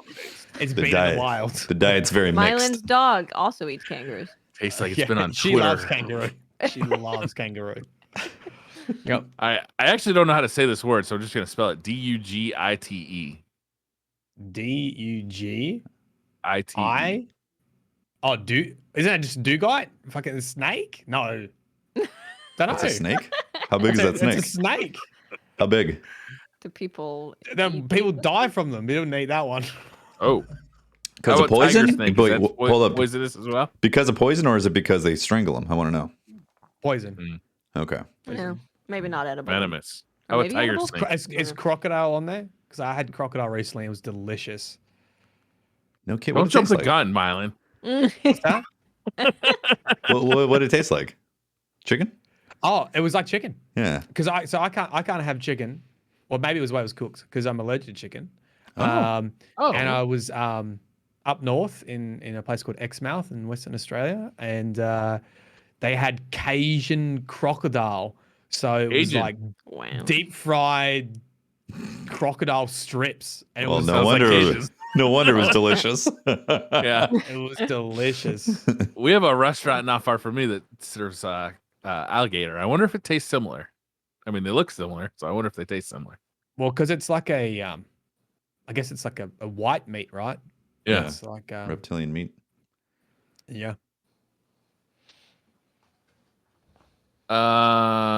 Stanley the Bunny Girl Connoisseur says, I got a question for Briar. I also got into building fight sticks recently. I wanted to know your thoughts on stickless fight sticks or hitboxes. Building one soon because it makes inputs like Z input a lot easier to do. We'll share it once it's built. Also, favorite podcast. Oh, thank you, Stanley. If you want if you want to try out a stickless fight stick, check out the Omni fight stick by Layer Shift. It's like a $40 or $50 thing that you can add into a current fight stick, and it's a low cost of entry way to see if you like it. I have no idea what you guys are talking about. Yeah, what does stickless mean? It means instead of having an lever on the arcade stick, you have buttons, like 4 buttons that like one is up, down. Like a D-pad? No, more like a keyboard. Like you'd have a WASD, or you'd have 4 buttons. One with your thumb would be for jump. Wow. They're popular because you can really do precise inputs and precise timing. Right. Makes sense. Yeah. Is this for like fighting games more so? Yeah. Right. Kessler says, "Hey DCP crew, I've lost interest in the seasonal piecemeal storytelling and haven't tuned into Destiny for the past 3 months. Is there any new big story drops happening in the future? Because Witch Queen I should check out or keep an eye out for." Kessler, you can play at the end of the season. You can play the entire season. I think it'd be a little monotonous because you'd have to do all those seasonal activities a bunch of times, but you can do it. You can kind of get a story burst that way. Yeah, like we had talked about that. If you do wait for all the main story beats to be finished, then you can jump in and knock them out one after the other, not have to be on a timer waiting. But I also think if you're thinking of getting in for Witch Queen, probably get in this next season. At least play the first couple of weeks and see if it's up your alley, because it might be going in that direction. You know, this might be the lead into Witch Queen. So yeah, I am hoping that Witch Queen has an actual campaign though, like a real campaign. I would assume it's at least like Beyond Light at the bare minimum. Yeah, I hope so. Yeah, I would be surprised if they didn't have an actual campaign. Also, no shame in taking some time off from a game and coming back later. Mm-hmm. Like, yeah, that's normal. Yep. You can always read a wiki or something to get caught up on the story. Yep. Or watch Mylan's videos on YouTube to get caught up. Yeah. Yep. Pluggo. Kelly Locke says, as soon to be Warlock mains, have you started practicing your jumps? You don't want to fall to your death in the intro mission after all. No? And yes, I probably will. I played Warlock on Tuesday because I got on really early for Epilogue, and then I was like, what do I do now? I don't want to just play Crucible for like the next 8 hours. So I got on my Warlock and went to do the Lost Sector because I figured now would be a good time to get the Lost Sector exotics because I'm up to light because my artifact is plus whatever. Yeah. So I can just go and do the Lost Sectors and get some exotics. So I did that. Started doing that. I got necrotic grips because it was the arms that day. And then I was like, I'm gonna go into a Crucible and shoot people with Thorn with the arms. It sounds fun. So I played Warlock for a little bit to try. Did you like it? It feels so awkward. It just feels I can't play the way that I normally do, and I don't like that. Maybe I'll get to the point where I can. Have you used the air dash? No, I refused. No, refused. Because you don't like people using air dash against you. Correct. Hoppers are awful humans. But the thing is, it's now you can now embrace it and be like, yeah, this is stupid good. This is great. Well, I was excited about Bottom Tree Dawnblade with the changes that are coming. So I was like, I'll just start playing it now. Might as well. And I'm actually using the it's like slam down thing. What do they call it? Air dive, dive air, swan dive. Something dive. Dive. It's a dive. Yeah. The dive. Yeah. I'm looking forward to it having a direction. I think it's going to be really fun, especially for the super, because you can dive people in the super and it explodes them. So it's going to be really fun to be in Dawnblade and then dive at an angle at people and explode them. Because that's the only way I want to use the super. I want to dive at people and kill them because that's more fun than throwing swords. Yeah, absolutely. I have no problem switching over to Warlock since I'm a Warlock main day one. Also, it's super easy. I love the Warlock floofs. No problem. So I don't even understand the question. I'm already floofing like a master because I am a master at it. I will be Phoenix diving. So I'll be catch me Phoenix diving next season at a local Crucible map near you. I'll be pissing on the floor and then floofing away, dodging everybody. It's gonna be amazing. I have played Warlock a ton in the past, and I've never gotten good at the jump, so I see no reason to practice now. It's not gonna help. I think Briar's just gonna blink. Brian knows how to blink. Yeah, I do. I am looking forward to blinking, actually. Yeah. Alolan Roy says, Dead Orbit and New Monarchy gave up the ghost off screen. Do we have any word on if they were predisposed to disbanding? Because I can't see either of them stopping because Future Warcall embarrassed itself into dissolution. Well, they didn't disband. No. So Dead Orbit was always intent on leaving the solar system. Wasn't that their creed or something? It was like, this place is done, let's leave. Yeah. They want it out. Yep. So they were always going to do that.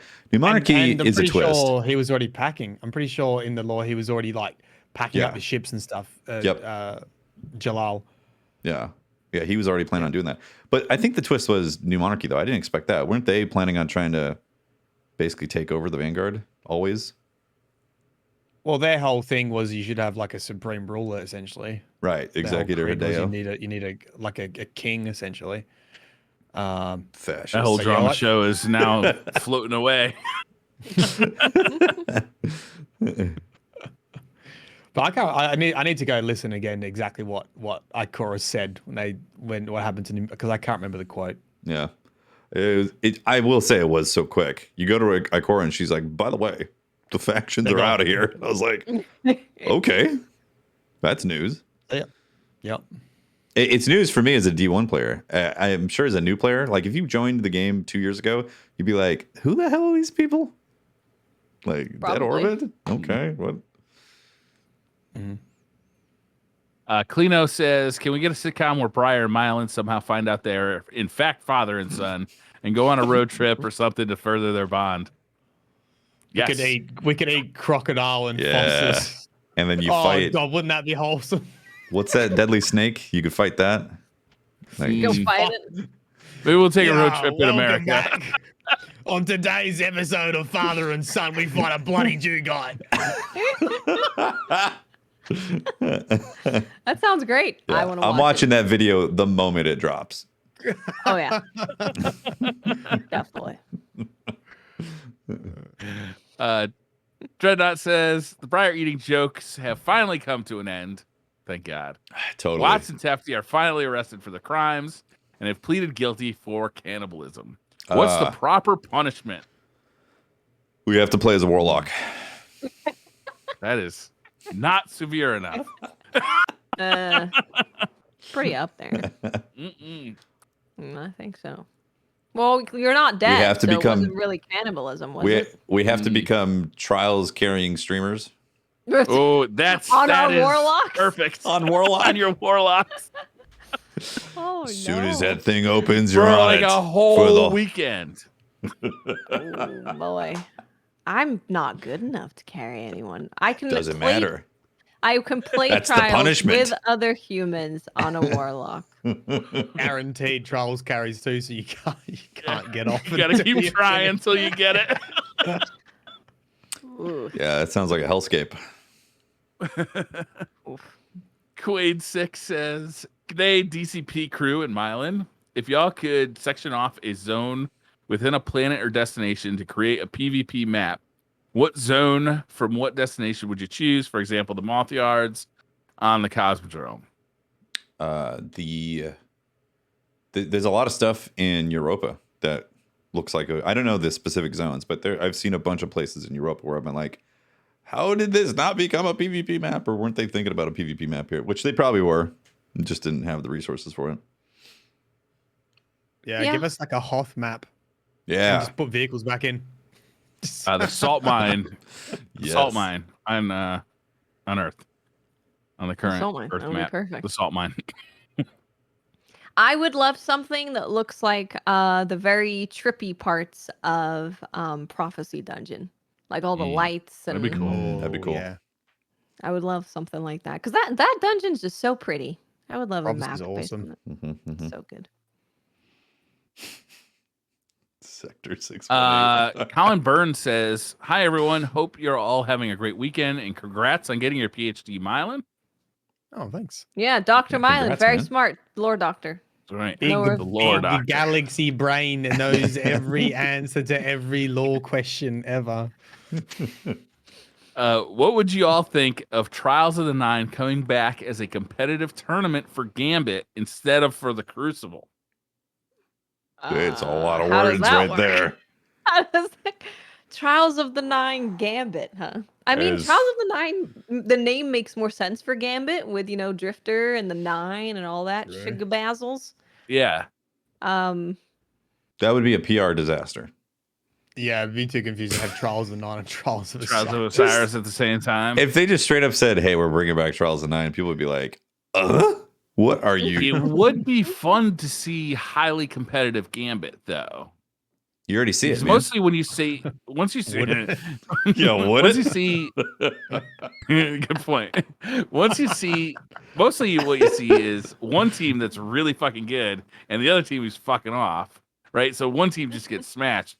But it'd be kind of cool to watch like two teams, but I don't think it'd be good on a weekly basis. Oh, man. The meta would be so painful to be it would like, have to be random loadouts or like yeah. a loadout for the day or that weekend or something. That'd be Uh-huh. cool. That'd be Because- nice, Watts. I Because you enjoy would just see watching the that. usual suspects for invades, and it'd be so annoying to have to play that all the time and see the same people doing the exact same thing. Because like different name, but the exact same attempt on the maps. Like I could see, yeah. If it was random loadouts, then it'd be a different. Yeah, thing. or fixed loadouts. I could see that actually, but I can't see it without that. Yeah, without that, it's just going to be people getting as much heavy ammo as they can and invading and burning bosses and Yeah. be kind of silly. Black on Black says you probably spoke about this, but did no one else feel the pressure during the epilogue? The dialogue, the music, the tone all made me feel like I was actually fighting to save the city and our new friends. Just me? No, I agree with you, Black. Bungie does this really well, time and time again. Yeah, I agree too. through Saints dialogue, I was like, yeah, it felt weighted. Just we weren't in the actual fight with them. That's the only thing. We were closing the Vex gates, Tefty. That's true. They were there. They were there. We were doing our part. Well, we could have showed up and said, Saint, why ain't you popping a bubble, bro? These people are dying over here. Pop a Could have called it bubble. on the intercom. Saint, you got the Saint 14 helmet on. Yeah. You It got does the stuff with helmet. a bubble. What are you doing? You saw supers being used, and he was like, let me tell you a long story, you know? Maybe he was scared of frightening the small babies with all the terrible stories. Actually, they heard would of go the blind in there. bubble.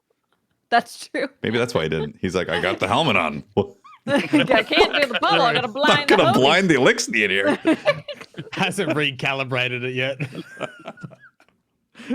That's funny. They all just stumble out and get killed. It's like, no, I did it again. This always happens. It's where he takes his helmet off. He throws it down. He pops the bubble. That's how I got the the dent. elixir safe. Yeah. That would be a cool cutscene. Kier Denham says, I keep seeing tweets and hearing complaints from the DCP crew regarding being a Warlock main next season. As a Warlock main myself, I'd like to remind them next season wouldn't be happening if Ikora, Queen Warlock herself, saved the day with her Nova Bomb. No hunter in sight. Well, that's because they're dead. So That's because they're selfish. Hunters are selfish. This is a fact. Yep. they're hiding somewhere, making sure if things go really bad, the hunter will step in. Otherwise, they're just gonna, lurk in the shadows. No, I think they were in the Crucible. They were playing Trials or something. They're playing Trials. Yeah, that's why they weren't there. Carries. Yeah. Mm-hmm. Ikora is cool though. Ikora is awesome. Ghost says, y'all think this season of the VOOP was a very deliberate attempt at having us shelve all grenade launchers, especially the soon-to-be nerfed Anarchy in favor of other DPS toys? I think it's probably just coinciding with the fusion rifle rework. So they were like, seeing as this is going to be a new, fresh experience for this gun, why not just, make it a focus? Yeah. Anarchy's I don't great, know. but it'll be nice to be forced to use something a bit else. Like, it's so hard to not use Anarchy in high level content because it just It does gets the damage. job done. Yeah. A lot of damage, and especially with breach and clear. So I feel like this season was the last hurrah for Anarchy. You got breach and clear. You got to just destroy everything with it, and then we'll move on to something else next season. Probably Sleeper Simulant. Back to lasers. Adam Wells says, how did Ikora make sure her Nova Bomb hurt the Vex but didn't hurt the Alexei? I don't know. That was pretty close. Yeah. It's like the blinding bubble. Satan blinds him, then Ikora comes in and boops them all. Yeah. She definitely singed a few hairs on that one. Yeah, I thought she was murdering us. That's how close it was. It was like, woo! Yeah. She's going Ikora to drop down and be like, got him. Oops. Typical Warlock. Sorry. Yeah, sorry. I forgot that Fallen was friendly. Patch Echo says, what's the lore reason for why all Tower Guardians are the same height? The lore on that. Yeah, what's the lore? On that? Is that a thing in the water? They wear lifts? No, go scan your body, and that's one of the things that draws them to the light. And they're like, you know what? This guy and girl is exactly how big 5'11" and a half. Yeah. Send them through. The armor is not one size fits all. That's true. True. Logan Gramling says, what are your thoughts on the new Iron Banner sets? In my opinion, the past several sets have been questionable, although I like that Bungie is experimenting. Is it time for them to give in and bring back the classic D1 armor sets? I like the new set. I don't know what the hell you talk about, Logan. I've heard a couple people saying they don't like it, but it's hard, right? Because what you like in fashion is going to be so subjective to your personal taste. Look, I know fashion, Watts. You are the Croc master. Yeah. Right? I'm bringing the Crocs back. I'm praying. I'm praying the day that we get actual sponsorship from Crocs. That'd be just a glorious day in DCP. My question is, where are the Hunter's barnacles? Because I can see the Warlock's barnacles and the Titan's barnacles. It's got to be on the cape. You know where the Hunter's barnacles are. I actually really, out of all the parts of the Hunter armor, I like the helmet the most. I think the helmet's cool. Yeah. But I like weird stuff. So, normies, you don't get it. I mean, I like the fact that Bungie attempts to do different stuff with it, and some people are going to not like it. I get that. Yeah. Thuggy T says, hey guys, my fiance and I just closed on a house together on Monday. Congrats, Thuggy. Congratulations. That's a big deal. It's a huge deal. My question is, how do you guys maintain game time while also making time for your partner? That's we tough. play together. Yeah, play together is obviously one of the big ones, but like when you have life and stuff going on, like the short answer is it's difficult to balance those things. You know? Yeah. Like you gotta be honest with how much time you realistically have and kind of measure it that way, really. My wife and I use a shared calendar so that we can put stuff in each other's calendar when one of us is needed. And then obviously communication. I always will default to taking care of her rather than playing a video game. Like, with the exception of like if I'm getting paid to play it, like if it's like an appointment with like a company or something like that, then I need to prioritize that. But again, that goes in the calendar, so like it's blocked off time in the calendar. My wife knows what I do for a living, so when she sees me playing video games, she knows it's not just relaxing, but it's also it's part of what I do. But she also has hobbies that she does on the side too. Like she she does stuff. I think it's important to have stuff that you do together, but also by yourself.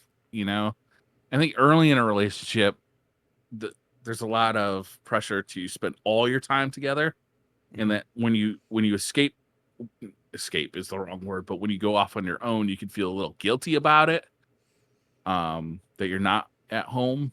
But I think it's important to have your own stuff to do as well as shared stuff to do. Mm-hmm.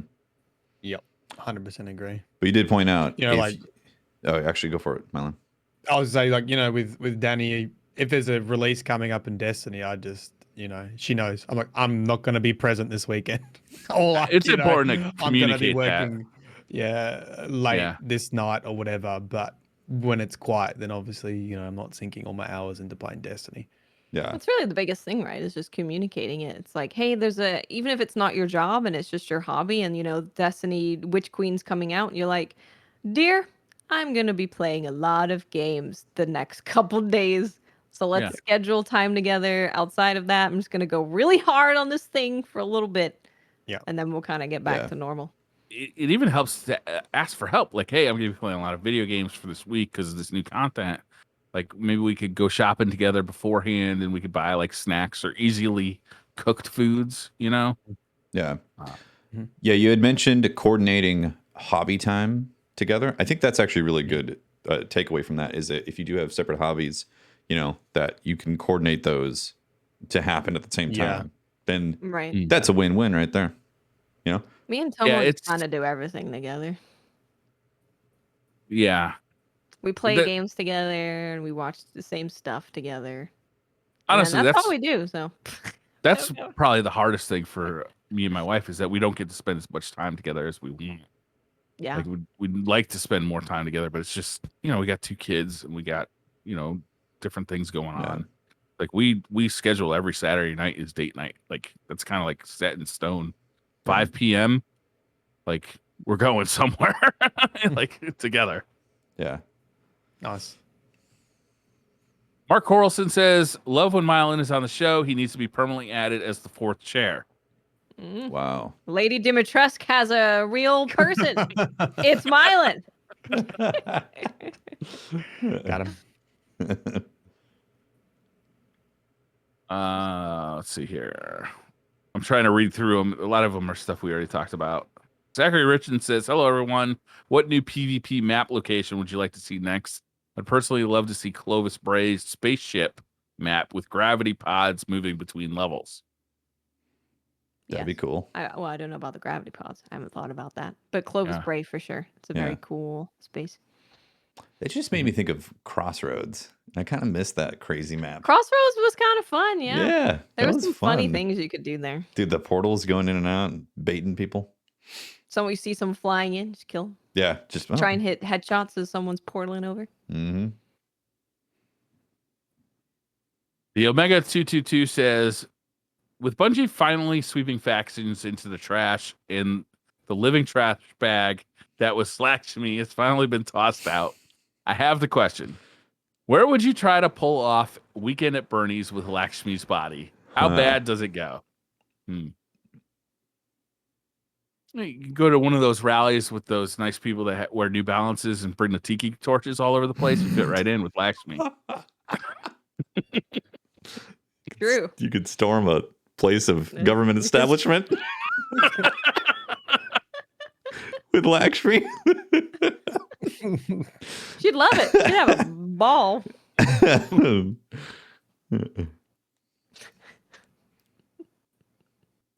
Francisco Gastelum says, if each of the DCP crew were to replace a character in Destiny, be it current NPC or lore characters, who would it be and why? Why? Mylan would be the Cryptarch. Well, because I like annoying everyone. Because you're so factual. I didn't even think about that, but yeah. Maybe it's not that Cryptarch. Maybe it's the cool one. Who was the one in the... Yeah, well, was it Tyra? What was it? The guy on Tyra? the farm? Was it? Yeah, the guy on the farm, right? Who was... Yeah. What was that guy's name? No, there was Tyra Khan, and there was another one that got... Wasn't there another... There was another Cryptarch. He was in the lore, though. I don't think we ever saw him. Master Ives. Yeah, Master Ives. Oh, He'd be Master Ives, the way cooler one. Wait, he was in the Reef, right? No way. Was he in the Reef? Yeah, he was in the Reef. Yeah, Ives on the Reef, He was the Cryptarch of the Reef, yeah. Yeah. I He knew has there the was a same cooler one. backpack as Zer as well. Ooh. He's a sussy bum. I'm pretty sure he has the same backpack as Zer. And I had Maybe he bought it at like the mall or draw something. him shopping. Yeah, I had a comic book artist draw him shopping for backpacks, and it was Zer's backpack on the wall. It's great. Shopping at REI, getting a backpack. Yeah, yeah. Definitely would be Zavala because he's a cop. True. I don't think I'm not blue enough. I'm not Titan enough. Well, you're blue enough. You took on to pink pretty well. I think blue would work well too. Let's see. Briar is the ramen shop. He's the ramen in the ramen shop. Just the right. That's really good. He's the ramen in the ramen shop. That's great. I don't like you guys anymore. I don't like it here.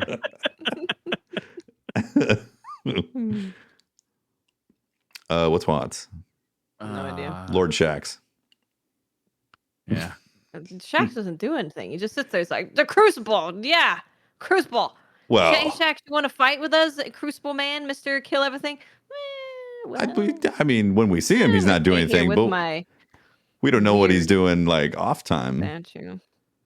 Maybe he's doing something. Wasn't he the first one that brought something that's like infected with Savathun? Oh, right. Forgot about that. That's so Watts. Hey, I found this cool evil artifact. Oh my god, what have you done? You're not wrong.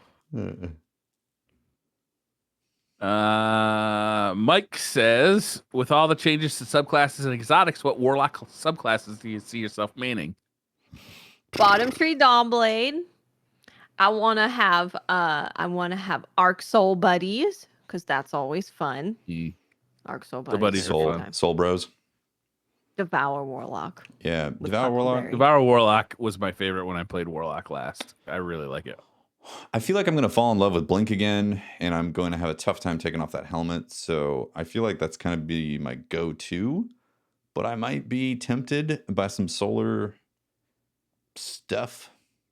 I don't know what I'd use with that yet. I'm not sure. I haven't used I have no idea about Warlock stasis yet because I don't have it. So, but having a little baby turret sounds somewhat enticing. Mm-hmm.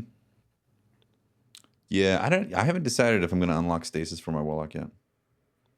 I'm on the fence. We're gonna be playing Warlocks for the next 8 years. We're gonna have 8 years. It'll go by like something. I don't even really like to use stasis on my hunter right now. Just saying. We're That's gonna how be I feel right Warlocks now. for a long time. Stasis, you can't blink. When I go in on a class, there's something just non-negotiable. And I feel like the blink is going to become that non-negotiable, which is going to lock me in to the void stuff. Maybe. And I'm okay with that. Yeah. I like void. Lord Beerus says, hashtag no eating Briar. False. Weird. Briar, in 5 words, explain the plot of Letterkenny for everyone and why they should watch it. 5 words? Letterkenny's great. Letterkenny is fantastic. Briar is currently counting on his fingers. I think I was counting syllables instead of words. Letterkenny, it's this brilliant like wordplay. You're way past 5 words. Yeah, it's hard to do in 5 words. It's just a fun kind of like wordplay version of comedy. It takes place in like kind of this how about like kind hillbilly of Canada? It's really funny. Hillbilly, Canada, farm, flannel, and alcohol. Mm-hmm. It's a good show. There you go. Yoso no on board says, now that it seems Asher is back, do you think there's a chance we can see Sloan or Brother Vance again? P.S. Ask Mylan if he's had his daily soy. Have you? That's a funny story with it. Surprisingly, I had someone who resubscribed to my Twitch saying that my soy levels were too high in the last YouTube soy video. levels. Soy boy. Yeah, soy boy. Soy boy. Call me a soy boy. And they were unsubscribing. What exactly does that mean? It means that you're a good person who cares about things. It's calling you like a very soft, I guess, right? Is that sort of the insult? Like, yeah. And potentially. Can I be a good person vegan, who cares about things, but also am not soft? Yeah. And I was like, wait, are you? Because it seemed very trolly. It's like, why would you resubscribe and say this? Yeah. We ended up. I ended up getting him into Discord, and he had a chat with me.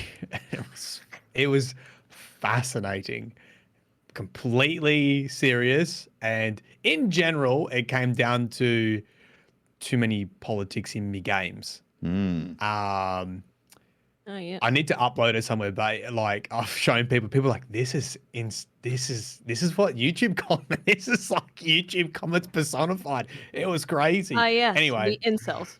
Extrapolating too much soy intake based on too much intergame politics in your videos? Yep. Soy boys like politics and like human rights. And so if you What like does this any have of to do with that, soy. because vegans. Oh. Yeah. Yeah. Well, there's a connotation Are that all vegans liberal? there's a connotation that soy is high in estrogen, which then gives you man boobs, which is completely infactual. It's not true at all. It's but not true. a lot of people like to say that, and that's the too reason bad. for not having soy, which is like scientifically false. It's not how it works. False. Yeah, but it's just hilarious. Does it shrink your taint? I heard it shrinks your taint. It's going to give you like it started nubs. with that, right? With the like, oh, there's estrogen. I didn't hear that. I just made that up. And then it's like, then it turned into like, actually, the science says that that's not true. So now it's like you're sensitive, unmasculine, you're soft, etc. Yeah, it sounds like this person has problems, mental problems. Like. I'll let you know. Tough time processing. You should be going. What? Anyway. I would like to see that. I'm gonna guess that you were talking to Lakshmi. Yeah. So it would have been all the stuff with season of this season. Has been, pretty big topics, pretty topics around what's happening in our world because racists not like their representation in Destiny. Right. A little too close to home, and everyone's being like, "Wow, what a racist," and they're like. Yeah, they're like, excuse me, Lakshmi is my favorite. How could you possibly say that she's doing bad things? She's. I wrote her name on my tiki torch. Yeah, you're too sensitive for not enjoying her antics. I mean, that's the irony in it. It's like, wait, you calling me sensitive? You're the one getting upset with a YouTube video. Yeah. What was the other part of the question? Have you had your soy today? Have you had your soy today? Do you think there's a chance we can see Sloan or Brother Vance again? Do you think they're dead, or do you think there's a chance we can see them again? So the last time we saw Sloan, I mean, they all had endings very similar to Ashimir, which were up in the air. Sloan found this golden age like suit, some suit that she put over the top of her armor, I think, and then she basically face the pyramid ships as they, went to take on Titan. And Brother Vance fought his doppelganger in the Infinite Forest. So, what's the anime's suit thing people always call out? Gundam. A Gundam? She found a Gundam and went and fought? It's hard to describe. It's hard. I have to look at exactly what's said about it, but I don't know how big the suit is. But there's a cool scene where she laughs and the suit interprets it as a war cry, and it projects her laugh throughout Titan. So she's like, ha ha ha, and it's booming her voice across Titan. That's sort of deal. What the hell is this suit? And why is it just tucked away in lore like this? I need to see this. It had pockets, and if it did have pockets, did you think she said to the next person next to her, say, it even has pockets? Yes. It's got pockets. In order for it to be powerful, it has to have pockets. It has to have pockets, right? It has to. It's even got pockets. So cute. It's got pockets. So I think they could be, but I don't know. I would be happy if they just left it the way they did with Ashamir's Easter egg. Do you know? Yo. Obi said in chat, Gundam suits in D2. What if we did get an evolution where suddenly you start the next subclass is actually Gundam suits that you can only use in certain areas that you can call down to Gundam. Call it in. Titanfall 2. We may have taken the best parts of Anthem, and that is all. You can now fly in a suit. It's only in old Chicago, but it's pretty cool. Good to go there. I'd be down for that. Hey, well, I guess the Fallen have those little mech warriors. Oh yeah, I forgot about that. And now we're friends with them, so surely we can pilot one of them. Yeah, we could co-op some of that tech. That's cool. I like co-ops. Dude, what are you, soy boy? Shopping at the co-op? I don't know. I'm very sensitive.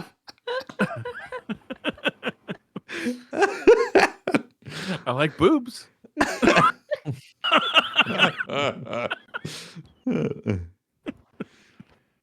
That's it. That's the Twitter questions for tonight. We have solved all mysteries of Destiny. And congratulations. Soy boys. I'm going to say, I think the podcast has gotten too informative with Mylan here. Yeah, I'm going to need you to dial it back, Mylan, please. Okay. Calm down. Yeah, in fact, next time, if you could, what's that snake again? Could you bring one of those dugites? Oh, yeah, that'd be for us, a little show and tell. Boys? You know? It's a very poisonous snake. I mean, I only can hold it by the tail. As you can see, I've got a pissed off snake. I'm relocating it. Is what I expect from Australia. I'm going to need that. Oh, yeah, that's great. Well, thank you very much for hanging out and checking out everything. It was an exciting week, actually, for the epilogue. And, it was. Yeah. Really, really cool. So appreciate everyone tuning in and watching and hanging out. Shout out to our Patreons and shout out to our Twitch subs as well. And shout out to everyone hanging out. Mylan, what are you doing this week? What are you going to be posting? Mylan. I am keen to jump back into Back for Blood. I played the early access beta, and I'm keen. The open access beta, I think it's just come out again now. Awesome. It's open for everybody. You could be streaming I had a lot of fun. Yeah, it depends if I get a lore video done or not, but I may or may not stream it. But the nightmare mode is super fun. It's really hard. That's the PvP one? Coordination. No, PvE, just the hardest PvE, difficulty. Yeah. Oh, nice. With your mates. You got to build your decks, you got to get your builds right and all this kind of stuff. So is the gunplay good in that game? Yeah, I found it really solid. Nice. There's been a lot of people complaining about it, but I haven't looked too much into it. I think they're hardcore Left 4 Dead fans and sort of nitpicking, but I honestly had a really good time with it. If you've got 3 friends to play with, it really excels in the teamwork and the co-op aspect of it, and it's tough. It's a tough game. About how many cups per hour of soy do you consume when you're playing that game? I usually start off with a soy latte, and then I move on to naturally soy ice cream, other soy-based products, tofu, tamari, clearly. Yeah. That's great. And then I'm going to finish off a Osiris video, which is what I spoke about before. Awesome. I'm going to put all the sus stuff he said since season of the hunt. Nice. It's going to be Very a great nice. compendium of Osiris being questionable. It's gonna be fun. Yep. Cool. It'd be like a court proceedings. This is the evidence for a Osiris. That's awesome. Briar, what you doing? I'm going to fix the bicycle tire that popped today. Mm-hmm. I don't know. Beyond that, my plans are up in the air. All right. That's fair. Awesome. Watts, how about you? Well, I am gonna go back and play Boyfriend Dungeon, Okay. which is a dungeon crawler, but also a dating sim. You get to date your weapons. I just found a cute little lightsaber boy, and I want him to love me. So I'm working on the very sad, edgy lightsaber boy to fall in love with me. Is what I'll be working on. Nice. So do they get more powerful as they fall in love with They you? do. You get more abilities. Strengthen You your unlock bond? abilities. Yeah. As you strengthen the bond, you get new abilities on the weapon. Wow. That's awesome. Beautiful. Yep. Awesome. It's Axiom fun. Verge came out today, didn't it? It Axiom did. Verge 2? Yeah, Yeah. 2. Because I remember the first one didn't come out too long ago, right? It's like a year or two several ago. years ago. Was it several No. years? Yeah. Wow. I feel I would guess 6 or 7 years. it's but what really? Wow, I had no idea. Okay. I feel feel like a time warp right now. Strange. Let's do. Yeah. Also, time to- Boyfriend Dungeon is on Game Pass. So There you go. What's on Game Pass? Boyfriend Dungeon. Dungeon. Oh, Your next game There that you're are playing. there are also girls to date and also cats. So and the Cats too? Windjammers 2 beta is on, or demo is on PlayStation. Okay. Sounds good. The list of shit that's coming out. I will finally be finishing that video that I talked about for that cheap mic. It's taking a little bit more time, but it's finally coming out, I think, over the weekend. So that's what I'm going to be finishing up. Nice. And yeah, that's DCP 252, area code 252. Shout out. I have no idea where that is in the world. If And you're from the 252, put your hands in there and wave them like. yeah, like you just don't care. Or, maybe you do. In which case, get out of here. Maybe you do, and you're a soy boy. So get out of here. Congratulations for your Yeah. small taint and your man tits. Yeah, and I'll be working on my soy intake this weekend as well. So there it is. Yep. Thanks for watching, I'm everyone. gonna go fry some tofu right now. Bye, guys. Bye.